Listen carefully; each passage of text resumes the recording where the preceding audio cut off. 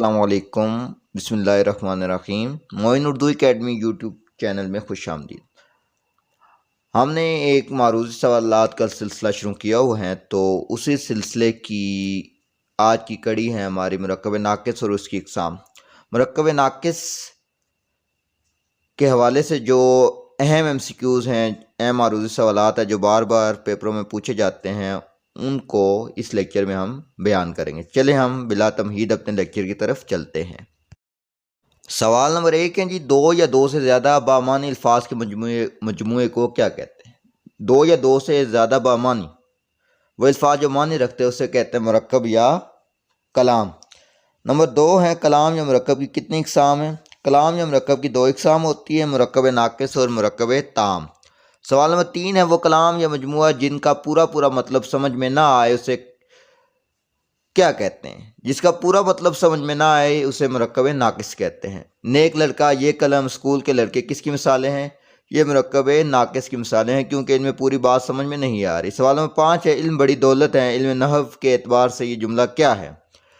تو اس میں بات پوری سمجھ آ رہی ہے، اس لیے یہ کلام ہے۔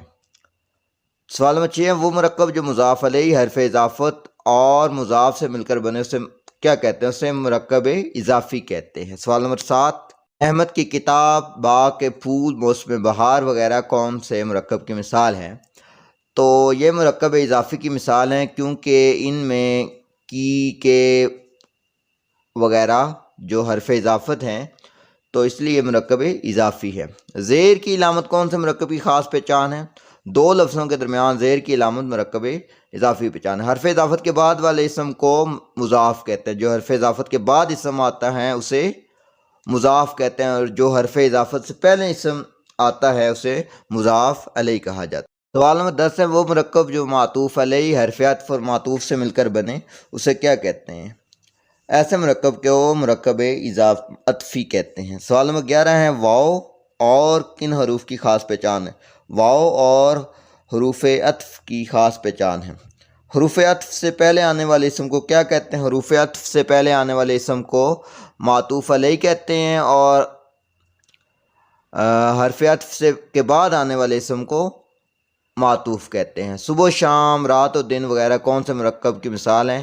تو یہ مرکب عطفی کی پہچان ہے کیونکہ یہ دو اسموں کے درمیان واو اور کا استعمال ہوا ہے۔ سوال نمبر 14 ہے وہ مرکب جو صفت اور موصوف سے مل کر بنے اسے کیا کہتے ہیں؟ ایسے مرکب کو مرکب توصیفی کہتے ہیں جو صفت اور موصوف سے مل کر بنے۔ 15واں سوال ہے تیز گھوڑا، تیز لڑکا، نیک لڑکا، تیز گھوڑا کون سے مرکب مثال ہیں؟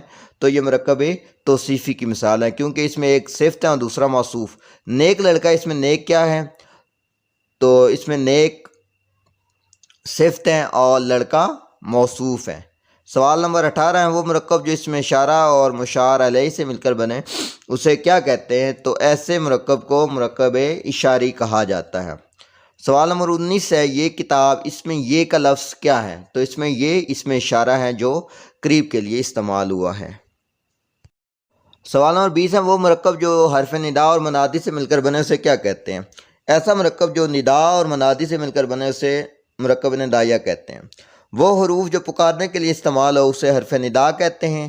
سوال نمبر 21 ہے ایسے اے لوگو، یا رب، یہ کون سے مرکب کی مثالیں ہیں؟ یہ مرکب ندائیہ کی مثال ہے، اس میں کسی کو مخاطب کیا جا رہا ہے۔ سوال نمبر 22 ہے جسے پکارا جائے اسے کیا کہتے ہیں؟ جسے پکارا جائے اسے منادی کہتے ہیں۔ سوال نمبر 23 ہے وہ مرکب جو عدد اور معدود سے مل کر بنے جیسے 5 انگلیاں، 10 لوگ وغیرہ کون سا مرکب ہے؟ اسے مرکب عددی کہتے ہیں جس میں تعداد اور چیز کو ظاہر کیا جائے۔ سوال نمبر 24 ہے وہ اسم جو گنتی یا تعداد کو ظاہر کرے اسے کیا کہتے ہیں؟ اسے اسم عدد کہتے ہیں۔ سوال نمبر 25 ہے جس چیز کی گنتی یا تعداد ظاہر ہو اسے کیا کہا جاتا ہے؟ اسے معدود کہا جاتا ہے، جیسے 5 انگلیاں، اس میں 5 اسم عدد ہیں اور انگلیاں معدود۔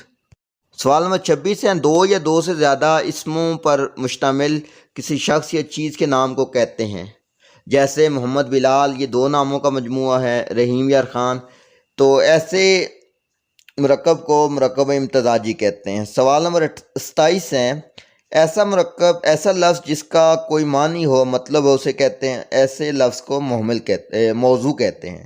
سوال نمبر 28 ہے ایسا لفظ جس کا کوئی مطلب یا معنی نہ ہو اسے کیا کہتے ہیں؟ تو ایسے لفظ کو محمل کہا جاتا ہے جس کا کوئی مطلب یا میننگ نہیں ہوتا۔ امید کرتا ہوں آپ کو مرکب ناقص اور اس کی اقسام کے حوالے سے جو ہے عروضی سوالات تھے ان کی سمجھ آ گئی ہیں۔ اگر اس حوالے سے کسی کا بھی کوئی سوال ہو تو وہ کمنٹ سیکشن میں پوچھ سکتے ہیں۔ تو اسی کے ساتھ معین اردو اکیڈمی یوٹیوب چینل سے معین خان قریشی کو اجازت دیجیے۔ معین اردو اکیڈمی یوٹیوب چینل کو لائک، سبسکرائب اور شیئر کرنا مت بھولیے۔ اس کے ساتھ بیل آئیکن کو بھی ضرور دبائیں تاکہ ہر نئے لیکچر سے آپ کو آگاہی ملتی رہے۔ اس کے ساتھ ساتھ ان تمام لیکچرز کے نوٹس بھی دستیاب ہیں، جس کو چاہیے وہ رابطہ کر سکتا ہے۔